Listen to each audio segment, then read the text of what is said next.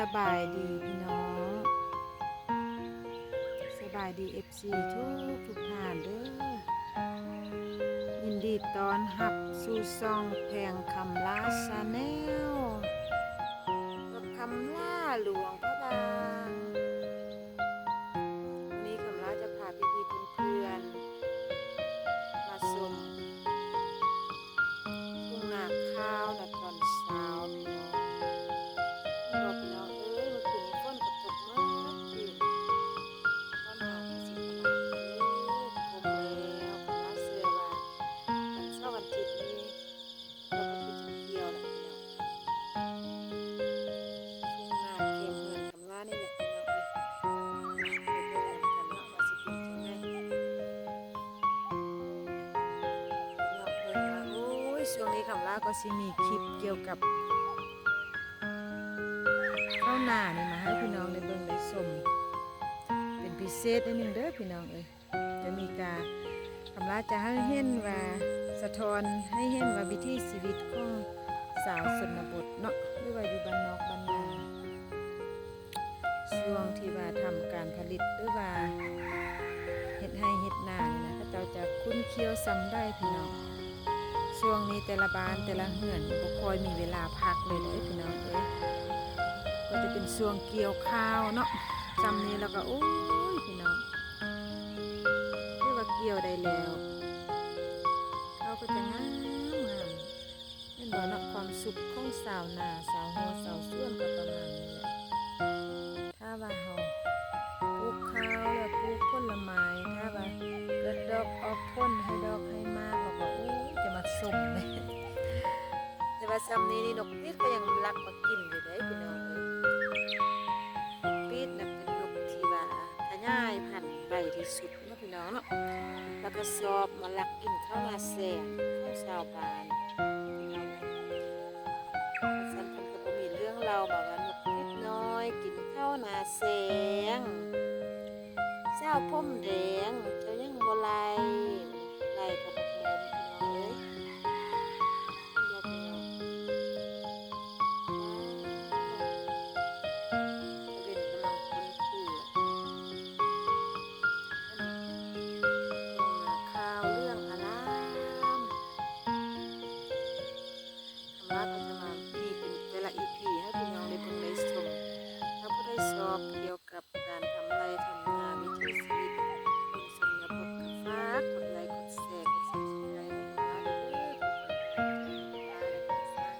คำว่า EP นี้จะเป็น EP เกี่ยวกับข้าวนาเนาะเรื่องอารามท้องทุ่งเนาะแล้วก็จะมีการเกี่ยวข้าว EP 2แล้วก็จะมีการนวดข้าวพี่น้องคำว่าจะทำเป็น EP ให้พี่น้องได้เบิ่งได้ชม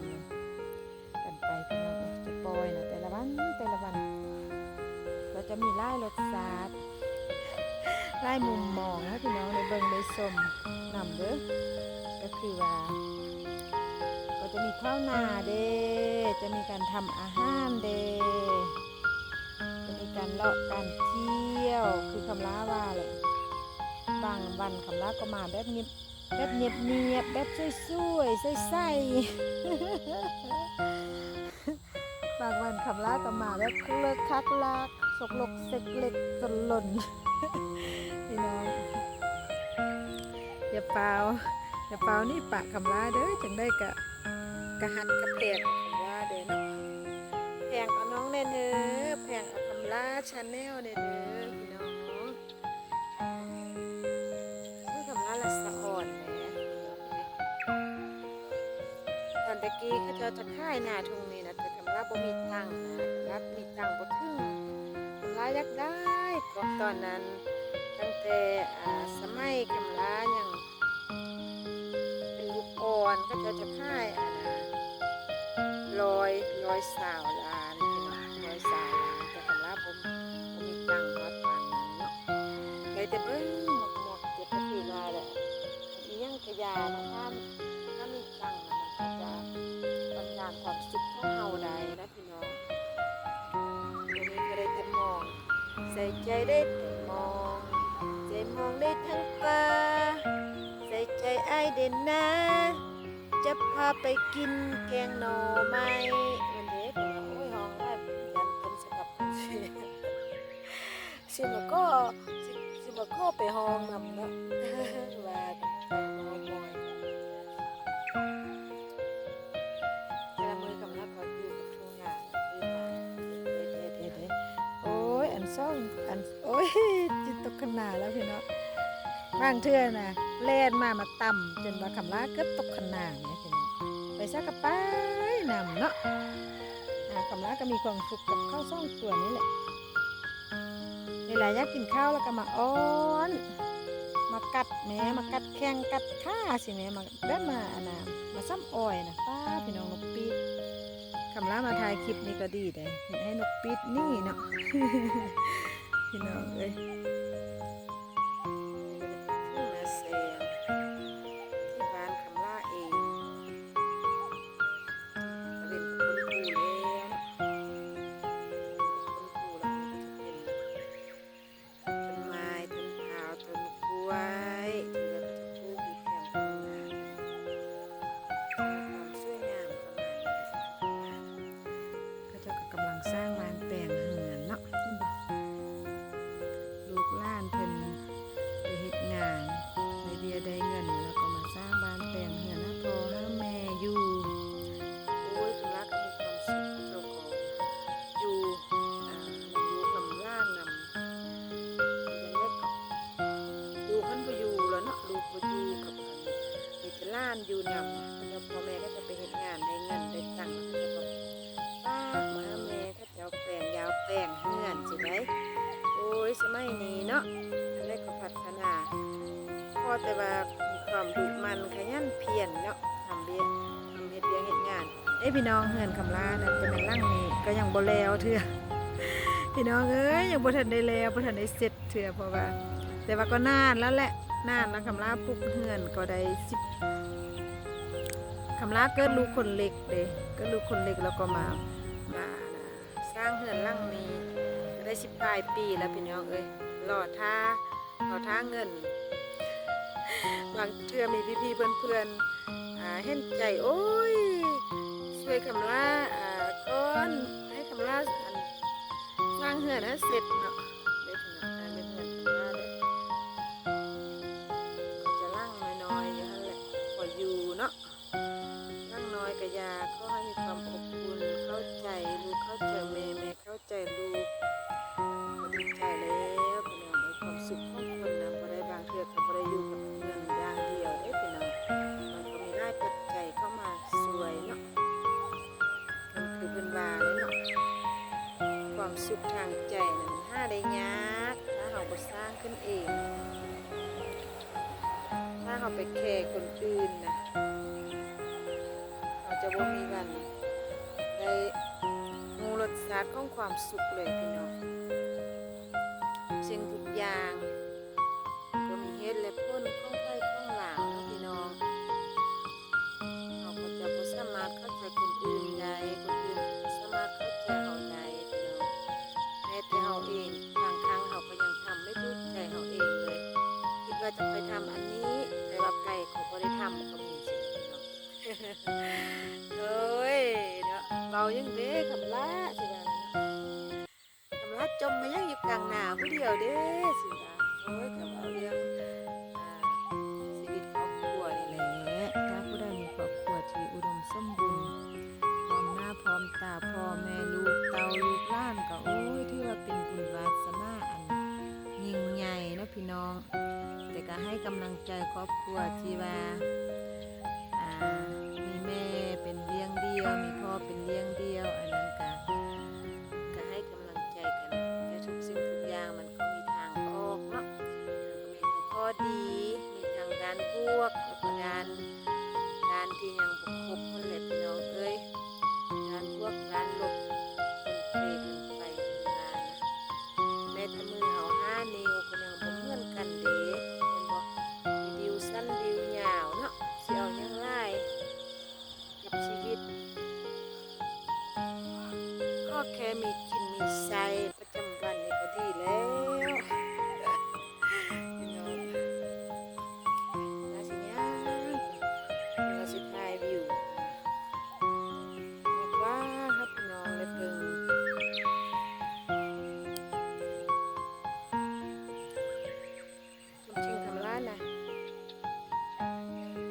มาไล่สดอากาศแบบนี้ให้พี่น้องได้เบิ่งทุกวันทุกวันเลยแต่ว่าเขาบางมือก็มีเพื่อนมีพี่มีญาติมาหามาลมนั้นลมนี้มาเพราะว่าที่ว่าจังไดบางเทื่อเขาก็เอาเครื่องเอาข้องเอาเครื่องของกินนี่แหละเฮ็ดเป็นยอเป็นหยังมาให้ฉะนั้นเราเลยสิออกแนวที่เฮามีให้เพิ่นว่าซั่นๆเนาะสิไปป่าหมาหั่นแหละกันสิว่าไปนะเขาจะอยู่ตัวคนเดียวไม่ได้ก็เปรียบเหมือนการทำซองนี่แหละเขาจะว่าโอ้ยเขาเก่งเขาเด็ดเขาเผ็ดเขามันฉันจะไม่ไปห้าไข่ก็ไม่ได้นะต้องได้ไปเนาะแล้วก็จืออยู่ผู้ใหญ่เพิ่นซ่อนว่าเราต้องเดินด้วยกันไปด้วยกันเนาะไม่ใช่ว่าเราเก่งแล้วเราจะไม่งอใครไม่ได้เราต้องมีความสามัคคีไปบ้านเพิ่นมาบ้านเฮาประมาณนี้แหละพี่น้องผู้คำล่ามาทำซองในคำล่าก็มีเพื่อนที่มีเพื่อนที่เฮ็ดให้คำล่ามีความสุขไล่ขึ้นของพี่น้องปกติคำล่าถ้าคำล่าบ่ทำซองคำล่าถ้าเขามีเงินเขาก็จะบ่ได้รับจะบ่มีทางออกขนาดเนาะที่ว่าจะได้กับแบบว่าบ่มีบอลเฮ็ดให้พรขายพอคำล่ามาทำซองไปหาบ้านนั้นบ้านนี้ไปหาเพื่อนพี่เพิ่นโอ้ยแต่ละคนเพิ่นก็แนวคิดมุมมองเอกลักษณ์ของแต่ละคนก็ต่างกันเนาะไปบ้านนี้ก็ได้สูตรทำอาหารบางไปบ้านนั้นก็ได้คำไหว้พระนกเจ้าฮูฮีดฮูของไปบ้านนี้ก็ได้เรื่องการตำฮูกถ่อไม้ไปบ้านนี้ก็ได้บทเรียนเรื่องการทำไร่ทำนาโอ้ยพี่น้องเอ้ยการทำ YouTube นี่มันก็มีข้อดีแบบนี้แหละคำล่าว่าคำล่าติดใจแล้วคำล่าลงเสน่ห์แล้วคำล่าจะบ่เลิกเด็ดขาด ฉันได้รักคุณแล้วนะพี่ยูหนูจะไม่ไปไหนเลยนะพี่น้องก็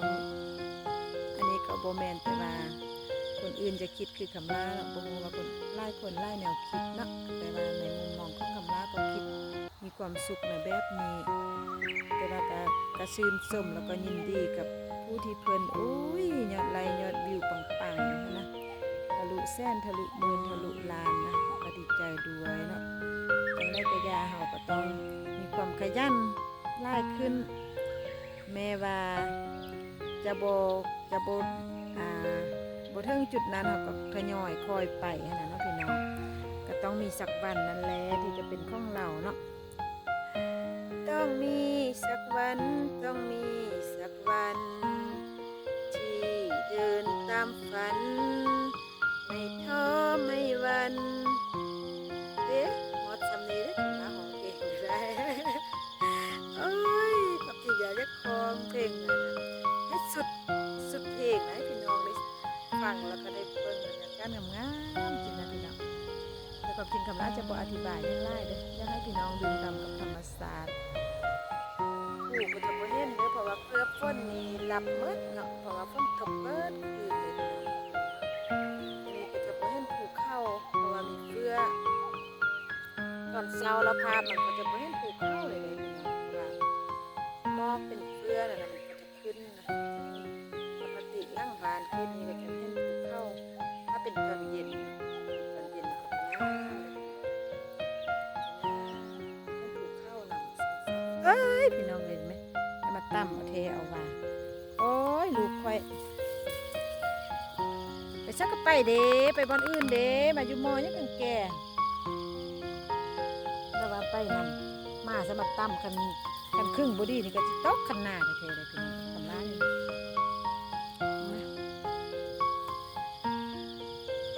ไอ้นนนี่นะเมื่อกี้กำลังก็ตกขันหน้าก็จะมีห้อยมีปูปลาไหลเลยพี่น้องห้อยปูปลากุ้งนี่บ่ค่อยมีกันได้พี่น้องแข่งกันเลยกลางนาเป็นรอกินปูว่ะลูกดำทมิน ำลากับตกคำลาย้อนก็จะทำเอาแล้วเรียกอ่อนยอดได้พี่น้อง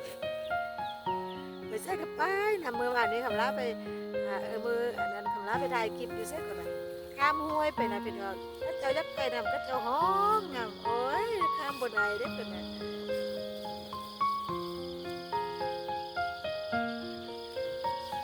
เสินมายามทุ่งนาแสงบ้านนองว่าพี่น้องผูกเข้าทางด้านนี้ก็จะเป็นทางทิศตะวันออกเนาะตะเวนก็จะขึ้นสู้แล้ว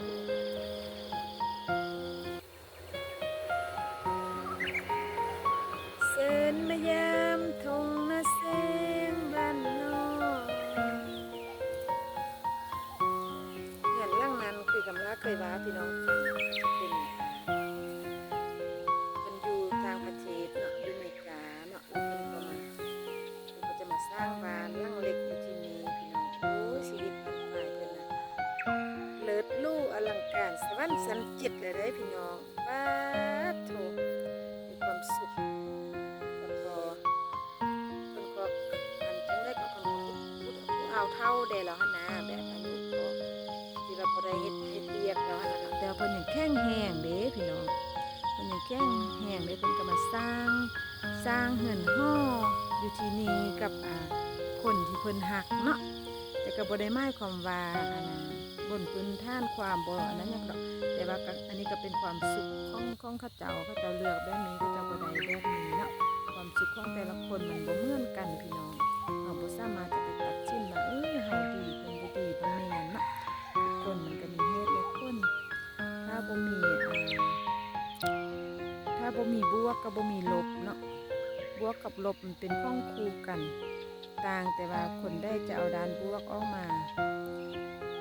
ล่ายแล้วก็คนได้จะเอาด้านลบออกมาล่ายอันนั้นก็ขึ้นกับมุมมองของแต่ละคนอีกได้พี่น้องมักจังได้ก็เฮ็ดเอาพี่น้องอายุก็เข้าครึ่งคนจะหาผู้นอนไม่ได้สักคนคนซื้อต้อยบ้านอยู่ติดกัน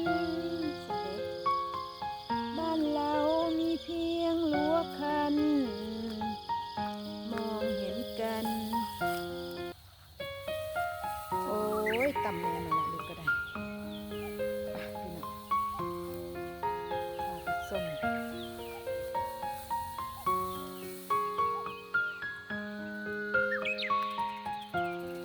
ขอบคุณพี่ๆเพื่อนๆทุกท่านทุกบ้านที่ให้เกียรติติดตามแล้วก็ให้กำลังใจคำล่ามาตลอดเนาะแม่ว่าคำล่าจะลงคลิปสั้นช็อตคลิปยาวหรือว่าไลฟ์พี่ๆเพื่อนๆมันก็ได้ทิ้งได้ปะเนาะก็มาแวะเบียงให้กำลังใจคำล่ามากดไลค์กดใจเบายอกเบาใหญ่คำล่าก็ดีใจคำล่าก็ต้องขอบคุณพี่ๆเพื่อนๆทุกคนที่คอยสนับสนุนแล้วก็ให้กำลังใจคำล่าเนาะแม้ว่าผลงานของคำล่าอาจจะไม่เนียบไม่เรียบไม่เก่งนะแต่ว่าคำล่าก็สิพัฒนาไปแต่ละขั้นเนาะพี่น้องทุกสิ่งทุกอย่างก็ต้องมีการเรียนรู้ ต้องขอบคุณพี่เพื่อนๆที่ให้กำลังใจคำล่านะฝากกดไลค์กดแชร์กด Subscribe เป็นกำลังใจให้น้องโดยเด้อพี่เพื่อนๆทุกท่านทุกท่านคลิปนี้ก็จะเป็นการพาพี่น้องเลาะสม เลาะสมทุ่งนาข้าวเนาะทุ่งข้าวนาแสงเนาะพี่น้องโอ้ยดูกันก็จะซุ่มมามองแม่แล้วเด้มาเลาะสมทุ่งนาแสงบ้านคำล่าเองนะตอนเช้าเด้อเสินมายามทุ่งนาแสงบ้านน้อง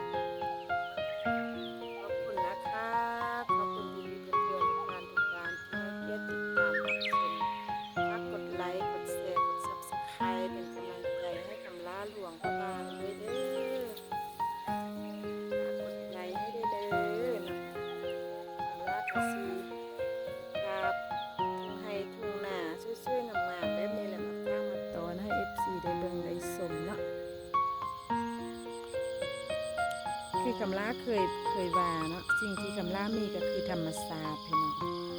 ธรรมศาสตร์ภูภาคป่าไม้ความกว้างเชี่ยวความสวยสดงดงามอากาศบริสุทธิ์ผุดพองบ้านที่ไร้แอร์นะพี่น้องไร้แอร์แต่ว่าเป็นแอร์ธรรมศาสตร์นะเงินคำลาหรือว่าบ้านนี้ยังข้าเจ้าก็ยังบ่ทันได้มีไพ่ใส่แอร์จักคนก็มีแต่พัดลมพี่น้องพัดลมบางปีนี้นะคำลายังบ่ได้ใส่พัดลมจักเทื่อเลยเพราะว่าอากาศมันเย็นเลยพี่น้องมันบ่ร้อนหลายเนาะก็คือเฮ็ดเนี่ยเพราะว่าบ้านคำลาก็เป็นคนที่ว่าชอบปลูกต้นไม้เลยพี่น้องเด้คำลาจะชอบปลูกต้นไม้ให้บ่อันนี้นี่ก็จะเป็นแดนอะไรพี่น้องต้นไม้ใหญ่ๆนี่ก็จะเป็นแดนเฮือนตั้งแต่นี้ไปเราก็จะเป็นเฮือนคำลาใช่ไหมคำลาก็จะชอบปลูกต้นไม้แต่ก็เจ้านี่ก็บ่ค่อยปลูกปานใดแต่ว่าคำลาจะมักปลูกต้นไม้แบบนี้แหละพี่น้องโอเคขอบคุณมากๆเด้อขอบคุณพี่ๆเพื่อนๆทุกท่านทุกบ้านที่ให้เกียรติติดตามรับชมจังได้ก็ฝากกดไลค์กดแชร์กด Subscribe เป็นกำลังใจให้คำลาด้วยเด้อมื้อนี้ก็จะเป็นคลิปที่ว่าพาพี่พาน้องมาชมทุ่งไร่ทุ่งนาเนาะขอบคุณมากๆนะคะขอบคุณที่ให้เกียรติติดตามรับชมนะคะขอให้ทุกท่านโชคดีมีสุขภาพแข็งแรงเงินไหลนองทองไหล